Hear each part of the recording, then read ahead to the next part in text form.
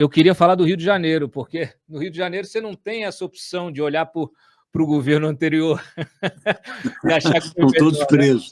Estão todos presos. O que acontece com o Rio, Gabeira? Eu sou do Rio, eu já saí do Rio tem bastante tempo, mas tenho minha família no Rio, tenho meu coração lá também. Assim, eu lamento tanto pelo Rio. O que acontece? O que você acha que... Por que o Rio virou essa vitrine do que há de pior na política? Quer dizer, se tem uma coisa que a gente pode entender, assim, né, projetar, assim, o que pode acontecer com a política no nível nacional? Olha para o Rio de Janeiro. Exato. Ele está na vanguarda. Exato. Olha, existem alguns aspectos no Rio que são característicos da cidade do Rio de Janeiro e até do Estado, relativamente. Um deles é o seguinte: uma parte do território é controlada pelo tráfico. Outra parte, também substancial, é controlada pelas milícias. Isso dificulta muito o processo democrático, né? Não é fácil você avançar politicamente em áreas controladas pelo tráfico, assim como não é fácil você avançar em áreas politicamente controladas pela milícia. Além disso, né, o Rio de Janeiro viveu um processo de esvaziamento. Ele tem um potencial muito grande, potencial de avançar nos serviços, de turismo, ele tem tudo isso. Mas ele ficou muito parado, quer dizer, o avanço do processo democrático, as próprias eleições, são muito difíceis aqui. Nós tivemos, não só porque os candidatos vão para a cadeia, é que durante um determinado tempo, a hegemonia de um grupo que fazia política de uma forma especial, como o Cabral, por exemplo, foi muito forte e marcou muito, né? Primeiro que o próprio funcionalismo, em muitos aspectos, foi inflacionado por esse tipo de política, a gente colocada ali, entende? Segundo, porque a cidade foi muito seduzida por um tipo de prosperidade que o Cabral propunha, na qual todo mundo ia ganhar dinheiro, né? Não sei se você se lembra daquele período das Olimpíadas, que tinha Olimpíada, Copa do Mundo.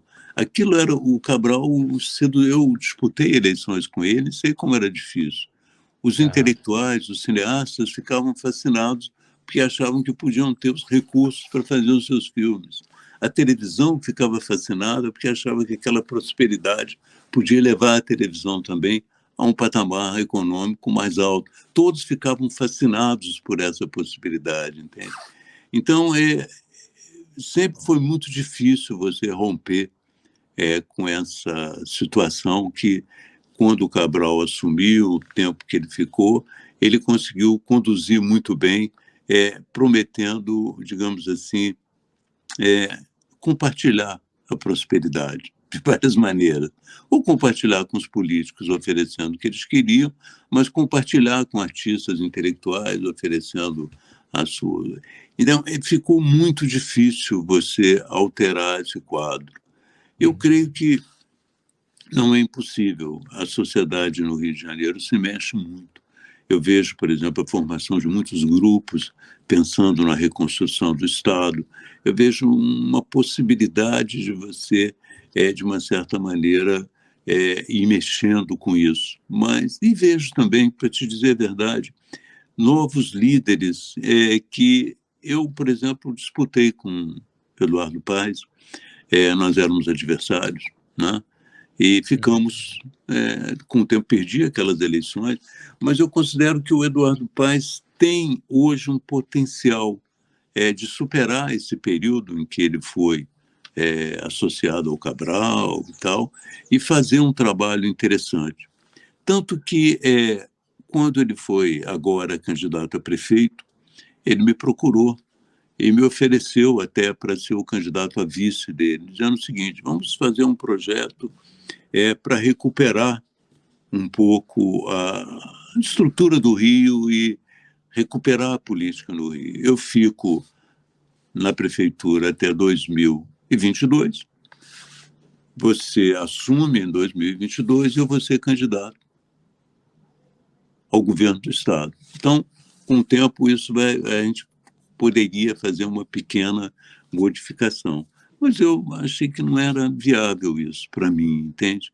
Mas eu acho que existem, e no caso dele, entende, existe uma disposição de tentar recuperar um pouco. É um nível da prefeitura, o que eu tenho observado é que ele tem conseguido conviver com essa atmosfera política carregada, né, na Câmara de Vereadores, e tem feito alguma coisa, entende?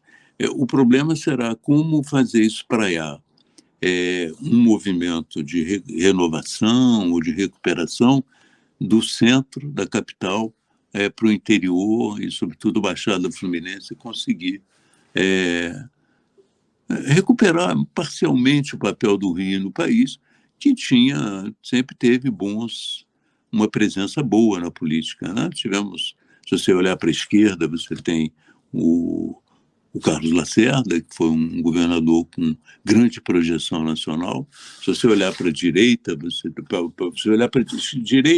vê o Lacerda. Se você olhar para a esquerda, vê o Brizola. Houve grandes líderes de projeção nacional, e pode ser que isso, num certo momento, você recupere, não completamente, mas recupere parcialmente. Mas é um estado difícil por essas características, entende? Quando eu te falei, não é só o controle das milícias aqui no Rio.